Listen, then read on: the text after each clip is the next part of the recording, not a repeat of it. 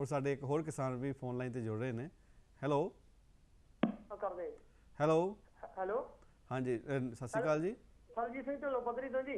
हाँ जी ढिल्लों साहब तुहाडा स्वागत करते हैं। अपना सत सवाल श्री अकाल पूछो जी, बहुत बहुत मिहरबानी जी। जी। अपना ਤੇ सवाल पूछो ਸਰ ਜੈਵ ਖੇਤੀ ਦੀ ਗੱਲ ਕਰ ਰਹੇ ਹਾਂ। ਜੈਵ ਖੇਤੀ ਮੈਂ ਪਿਛਲੇ 2 ਸਾਲ ਤੋਂ ਕਰ ਰਿਹਾ ਜੀ। जी।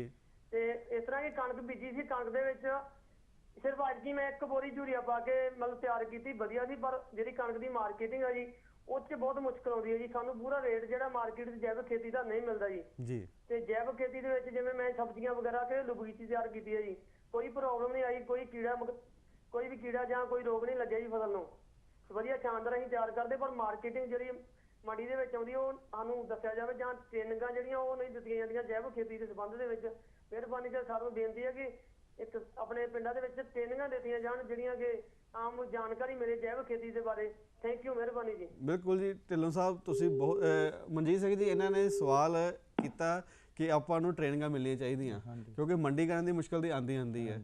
ਤੁਸੀਂ ਵੀ ਕੋਈ ਟ੍ਰੇਨਿੰਗ ਕੋਈ ਵਿਭਾਗ ਨਾਲ ਜੁੜਦੇ ਹੋ ਜਾਂ ਸਿੱਧਾ ਆਪਣੇ ਆਪ ਹੀ ਸ਼ੁਰੂ ਕਰਤੀ ਜੈਵਿਕ ਖੇਤੀ? ਡਾਕਟਰ ਮਿਲਕ ਜੀ, ਅਸੀਂ ਜਿੱਦਾਂ ਖੇਤੀਬਾੜੀ ਦਾ ਦਫ਼ਤਰ ਆ ਜੀ, ਉਹਨਾਂ ਦੇ ਨਾਲ ਆਪਾਂ ਨੂੰ ਕੰਟੈਕਟ ਅਸੀਂ ਕਰਦੇ ਰਹਿੰਦੇ ਆ ਜੀ, ਜਦੋਂ ਕੋਈ ਦਿੱਕਤ ਆਉਂਦੀ ਆ, ਜਾਂ ਬਾਗਬਾਨੀ ਵਿਭਾਗ ਦੇ ਨਾਲ।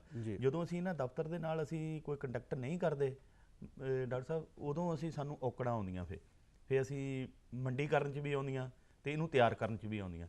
ਜ਼ਿਆਦਾਤਰ ਸਾਨੂੰ ਇਹਨਾਂ ਬਾਗਬਾਨੀ ਅਤੇ ਖੇਤੀਬਾੜੀ ਵਿਭਾਗ ਦੇ ਨਾਲ ਰਲ ਕੇ ਉਹਨਾਂ ਦੀਆਂ ਸਿਫਾਰਿਸ਼ਾਂ, ਕਿਹੜੀ ਚੀਜ਼ ਹੁਣ ਆਪਾਂ ਨੂੰ ਕਿਹੜੇ ਟਾਈਮ ਲਾਉਣੀ ਆ, ਜਾਂ ਇਹਨੂੰ ਕੀ ਪਾਉਣਾ, ਕਿੱਦਾਂ ਕਰਨਾ, ਉਹ ਸਭ ਤੋਂ ਜ਼ਿਆਦਾ ਉਹ ਆਪਾਂ ਨੂੰ ਉਹ ਵਿਭਾਗ ਹੀ ਦੱਸ ਸਕਦਾ ਜੀ। ਜੀ। ਤੇ ਉਹ ਕੋਈ ਕੈਂਪ ਵਗੈਰਾ 'ਚ ਵੀ ਜਾਂਦੇ ਹੋ ਤੁਸੀਂ? ਹਾਂਜੀ, ਕੈਂਪ ਜਿੱਦਾਂ ਉਹਨਾਂ ਦੇ ਲੱਗਦੇ ਰਹਿੰਦੇ। ਹਰੇਕ ਸ਼ਹਿਰ 'ਚ ਹੀ ਆ ਇਹ। ਆਪਣੇ ਬਾਗਬਾਨੀ ਦੇ ਵੀ ਦਫ਼ਤਰ ਆ, ਬਾਗ ਵਿਭਾਗ ਵੀ ਆ, ਆਪਣੇ ਖੇਤੀਬਾੜੀ ਦੇ। ਉਹਨਾਂ ਨਾਲ ਸਾਨੂੰ ਜਦੋਂ ਵੀ ਕੰਟੈਕਟ ਰੱਖਣਾ ਚਾਹੀਦਾ ਉਹ ਦੱਸ ਦਿੰਦੇ। ਉਹਨਾਂ ਕੋਲ ਵੀ ਸਾਡਾ ਹੁਣ ਕੈਂਪ ਆ, ਜਿਹੜੇ ਉੱਥੇ ਦੇ ਇੰਸਪੈਕਟਰ ਵਾ ਜਾਂ ਕੋਈ ਵੀ ਸੰਬੰਧਿਤ ਅਫਸਰ ਆ, ਉਹਨਾਂ ਦੇ ਨਾਲ ਆਪਾਂ ਨੂੰ ਕੰਟੈਕਟ ਰੱਖਣਾ ਚਾਹੀਦਾ, ਪਤਾ ਲੱਗ ਜਾਂਦਾ। ਬਿਲਕੁਲ ਸਰਬਜੀਤ ਸਿੰਘ ਢਿੱਲੋਂ ਜੀ, ਇਹੀ ਹੱਲ ਨਿਕਲਦਾ ਜਿਸ ਤਰ੍ਹਾਂ ਤੁਹਾਡੇ ਜ਼ਿਮੀਂਦਾਰ ਭਰਾ ਨੇ ਮਨਜੀਤ ਸਿੰਘ ਹੋਣਾ ਦੱਸਿਆ ਕਿ ਆਪਾਂ ਨੂੰ ਵਿਭਾਗ ਨਾਲ ਸੰਬੰਧਿਤ ਵਿਭਾਗ ਨਾਲ ਸੰਪਰਕ ਰੱਖਣਾ ਪੈਣਾ, ਔਰ ਜਿੱਥੇ ਕੈਂਪ ਲਗਾਏ ਜਾਂਦੇ ਉੱਥੇ ਆਪਾਂ ਸ਼ਾਮਿਲ ਹੋ ਕੇ ਮੰਡੀਕਰਨ ਦੀਆਂ ਮੁਸ਼ਕਲਾਂ ਔਰ ਦੂਸਰੀਆਂ ਮੁਸ਼ਕਲਾਂ ਆਪਾਂ ਹੱਲ ਕਰਨਾ ਪਏਗਾ। ਤੁਹਾਡਾ ਬਹੁਤ ਬਹੁਤ ਧੰਨਵਾਦ।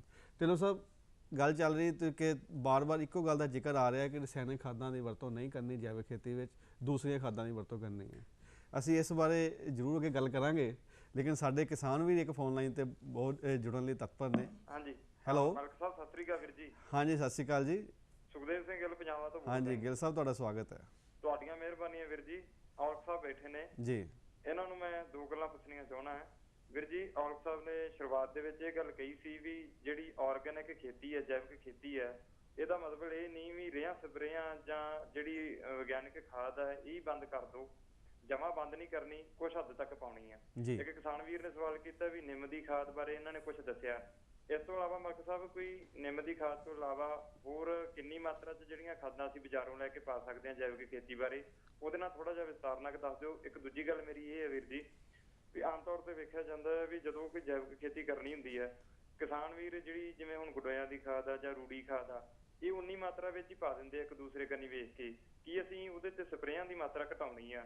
ਕੀ ਅਸੀਂ ਆਪਣੀ ਜ਼ਮੀਨ ਦੇ ਵਿੱਚ ਰੂੜੀ ਦੀ ਮਾਤਰਾ ਵਧਾ ਸਕਦੇ ਹਾਂ, ਗੁਡੋਇਆਂ ਦੀ ਖਾਦ ਦੀ ਮਾਤਰਾ ਵਧਾ ਸਕਦੇ ਹਾਂ, ਜਾਂ ਪਹਿਲਾਂ ਜਿੰਨੀ ਰੱਖਣੀ ਪਵੇਗੀ? ਇਹਦੇ ਬਾਰੇ ਖੁੱਲ੍ਹ ਕੇ ਮਾੜਾ ਜਿਹਾ ਦੱਸੋ ਜੀ। ਬਿਲਕੁਲ ਔਲਖ ਸਾਹਿਬ, ਇਹੀ ਸਵਾਲ ਅਸੀਂ ਸਾਡਾ ਅੱਗੇ ਚੱਲਣ ਲੱਗਾ ਸੀ ਕਿ ਰਸਾਇਣਿਕ ਖਾਦਾਂ ਅਗਰ ਆਪਾਂ ਨਹੀਂ ਪਾਣੀਆਂ ਤੇ ਜਿਸ ਤਰ੍ਹਾਂ ਗਿੱਲ ਸਾਹਿਬ ਨੇ ਪੁੱਛਿਆ ਵੀ ਆਪਾਂ ਨੂੰ ਫਿਰ ਕਿਹੜੀ ਖਾਦਾਂ ਦੀ ਵਰਤੋਂ ਕਰਨੀ ਚਾਹੀਦੀ ਹੈ? ਗਿੱਲ ਸਾਹਿਬ, ਪਹਿਲੀ ਗੱਲ ਤਾਂ ਮੈਂ ਤੁਹਾਨੂੰ ਕਲੀਅਰ ਕਰਨਾ ਚਾਹੁੰਦਾ ਵੀ ਜਿਹੜੀ ਤੁਸੀਂ ਕਿਹਾ ਵੀ ਥੋੜੀ ਬਹੁਤ, ਬਿਲਕੁਲ ਜਿਹੜੀ ਰਸਾਇਣਿਕ ਖਾਦ ਜਾਂ ਖੇਤੀ ਰਸਾਇਣ ਬਿਲਕੁਲ ਵੀ ਜੈਵਿਕ ਖੇਤੀ ਦੇ ਵਿੱਚ ਨਹੀਂ ਵਰਤਣੇ। ਇਜਾਜ਼ਤ ਕੋਈ ਘੱਟ ਕਰਨ ਦੀ ਕੋਈ ਗੱਲ ਨਹੀਂ, ਬਿਲਕੁਲ ਹੀ ਨਹੀਂ ਕਰਨੀ।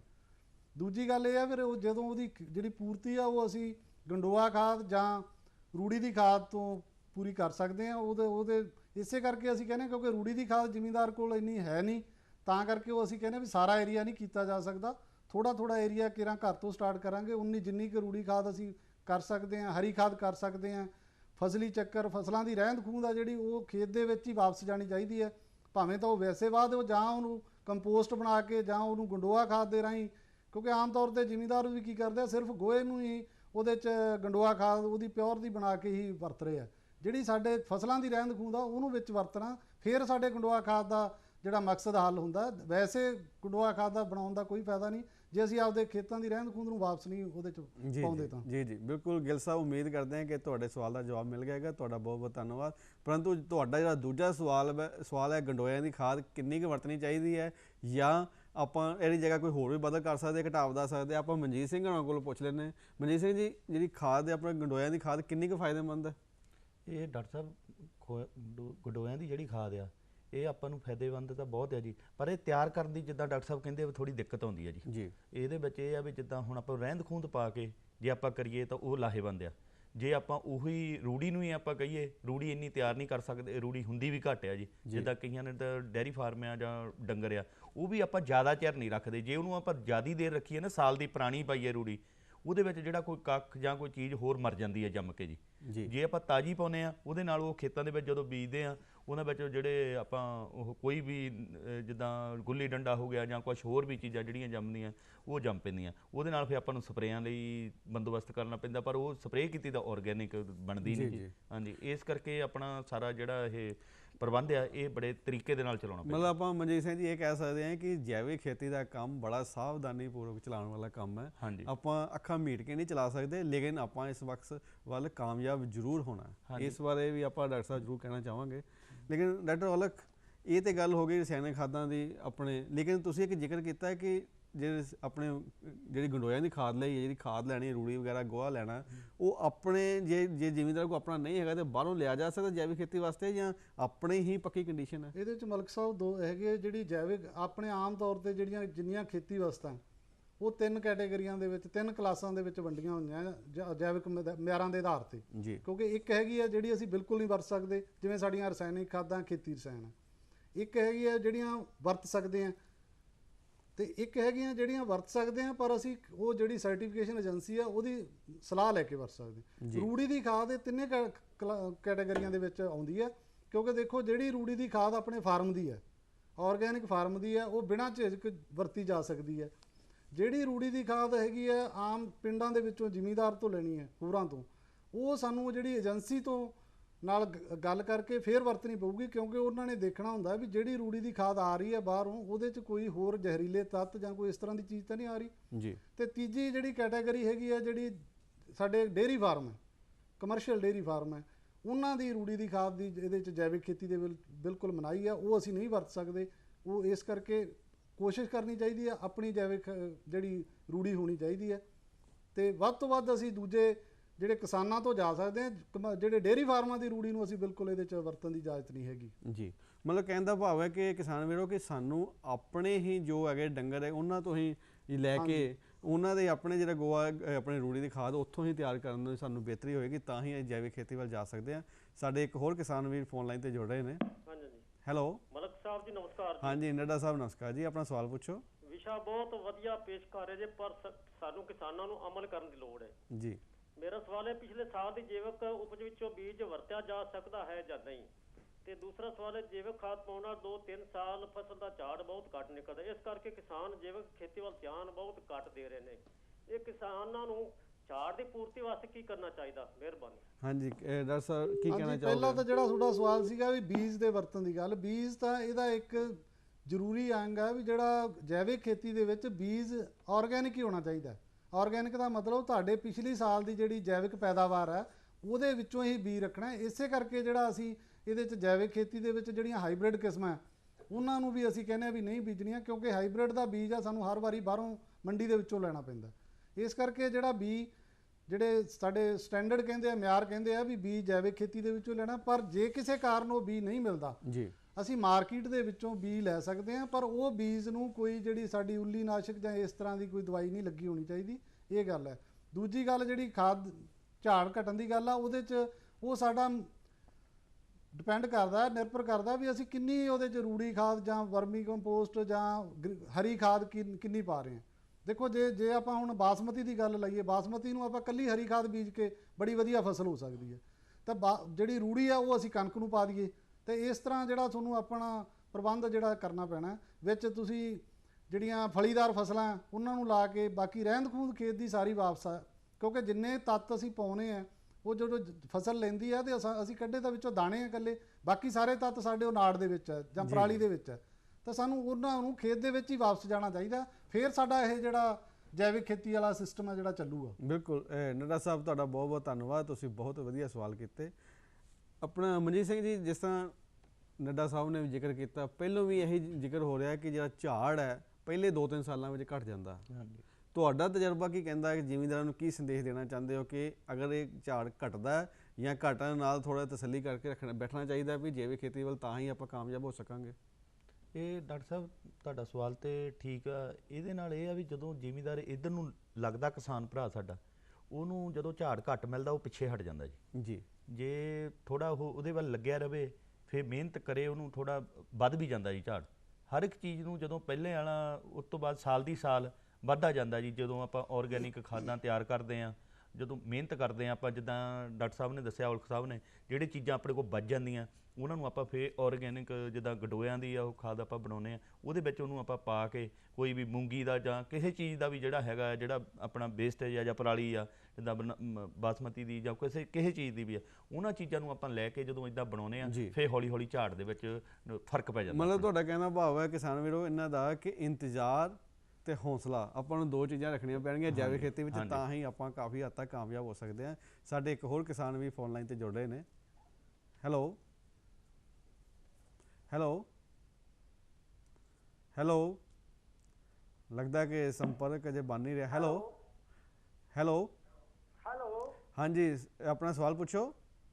ਸਤਿ ਸ੍ਰੀ ਅਕਾਲ ਜੀ। ਹਾਂਜੀ, ਸਤਿ ਸ਼੍ਰੀ ਅਕਾਲ ਜੀ।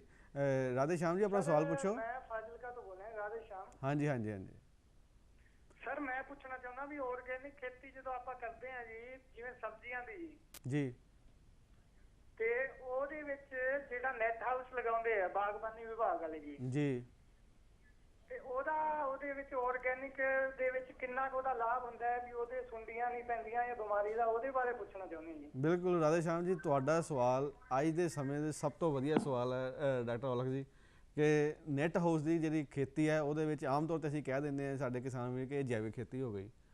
ਇਹ 'ਚ ਆਪਾਂ ਕਿੰਨਾ ਕੁ ਫਾਇਦਾ ਲੈ ਸਕਦੇ ਹਾਂ ਨੈਟ ਹਾਊਸ ਨਾਲ? ਮਲਿਕ ਸਾਹਿਬ, ਇਹਦੇ 'ਚ ਇਹ ਹੈ ਵੀ ਇਹ ਜੇ ਦੋਨੇ ਚੀਜ਼ਾਂ ਨੂੰ ਅਸੀਂ ਰਲਾਈਏ ਤਾਂ ਜ਼ਿਆਦਾ ਵਧੀਆ ਹੈ, ਕਿਉਂਕਿ ਜੇ ਉਹਦੇ 'ਚ ਅਸੀਂ ਕਹਿੰਦੇ ਹਾਂ ਸਾਡੇ ਜਿਹੜਾ ਕੀੜਿਆਂ ਦਾ ਅਟੈਕ ਘੱਟ ਹੁੰਦਾ ਜਿਹੜਾ ਨੈਟ ਹਾਊਸ ਦੇ ਵਿੱਚ, ਇਹ ਦੋਨਾਂ ਨੂੰ ਜੇ ਕੰਬਾਈਨ ਕਰ ਲਈਏ, ਜੈਵਿਕ ਖੇਤੀ ਉਹਦੇ ਵਿੱਚ ਕਰੀਏ ਤਾਂ ਉਹ ਜ਼ਿਆਦਾ ਵਧੀਆ ਹੋ ਸਕਦੀ ਹੈ, ਕਿਉਂਕਿ ਸਪਰੇਆਂ ਦੀ ਘੱਟ ਲੋੜ ਪੈਂਦੀ ਹੈ। ਪਰ ਮੁਸ਼ਕਲ ਜਿਹੜੀ ਸਬਜ਼ੀਆਂ ਦੇ ਵਿੱਚ ਜੈਵਿਕ ਖੇਤੀ ਦੀ ਮੁਸ਼ਕਲ ਇਹ ਆ ਜਾਂਦੀ ਹੈ, ਕਿਉਂਕਿ ਸਬਜ਼ੀਆਂ ਨੂੰ ਸਟੋਰ ਨਹੀਂ ਕੀਤਾ ਜਾ ਸਕਦਾ, ਤੇ ਜਿਹੜੀ ਮੰਡੀ ਹੈ ਜਿਹੜੀ ਸਬਜ਼ੀ ਦੀ, ਉਸ ਦਾ ਪੱਕੀ ਮੰਡੀ ਨਹੀਂ ਮਿਲ ਰਹੀ। ਇਸ ਕਰਕੇ ਜ਼ਿਮੀਂਦਾਰ ਸਬਜ਼ੀਆਂ ਆਰਗੈਨਿਕ ਜੈਵਿਕ ਸਬਜ਼ੀਆਂ ਵੱਲ ਘੱਟ ਧਿਆਨ ਦੇ ਰਿਹਾ, ਕੋਸ਼ਿਸ਼ ਕਰਦੇ ਆ ਉਸ ਤਰ੍ਹਾਂ ਦੀਆਂ ਫਸਲਾਂ ਬੀਜਦੇ ਆ ਜੈਵਿਕ ਖੇਤੀ ਦੇ ਅਧੀਨ, ਜਿਹੜੀਆਂ ਨੂੰ ਉਹ ਕੇਰਾਂ ਸਟੋਰ ਕਰ ਸਕਣ, ਤੇ ਜਦੋਂ ਉਹਨਾਂ ਨੂੰ ਗਾਹਕ ਮਿਲਦਾ ਉਦੋਂ ਉਹ ਵੇਚਦੇ ਰਹਿੰਦੇ ਆ। ਕਿਉਂਕਿ ਜੈਵਿਕ ਖੇਤੀ ਜਿਸ ਦਿਨ ਜਾਣਾ ਕਿਸਾਨ ਨੇ ਜੈਵਿਕ ਸਬਜ਼ੀਆਂ ਲੈ ਕੇ ਮੰਡੀ ਦੇ ਵਿੱਚ, ਤਾਂ ਉਹ ਜ਼ਰੂਰੀ ਨਹੀਂ ਉਸ ਦਿਨ ਜੈਵਿਕ ਸਬਜ਼ੀ ਖਰੀਦਣ ਵਾਲਾ ਗਾਹਕ ਆਵੇ, ਤਾਂ ਉਹ ਇਸ ਕਰਕੇ ਉਹ ਕੋਸ਼ਿਸ਼ ਕਰਦੇ ਆ ਵੀ ਜਿਹੜੀਆਂ ਉਹੀ ਫਸਲਾਂ ਬੀਜਦੇ ਆ ਜਿਨ੍ਹਾਂ ਨੂੰ ਉਹ ਸਟੋਰ ਕਰ ਲੈਂਦੇ ਆ, ਫਿਰ ਜਿਵੇਂ ਜਿਵੇਂ ਉਹਨਾਂ ਨੂੰ ਗਾਹਕ ਮਿਲਦਾ ਰਹਿੰਦਾ ਉਹਨੂੰ ਵੇਚਦੇ ਰਹਿੰਦੇ ਆ।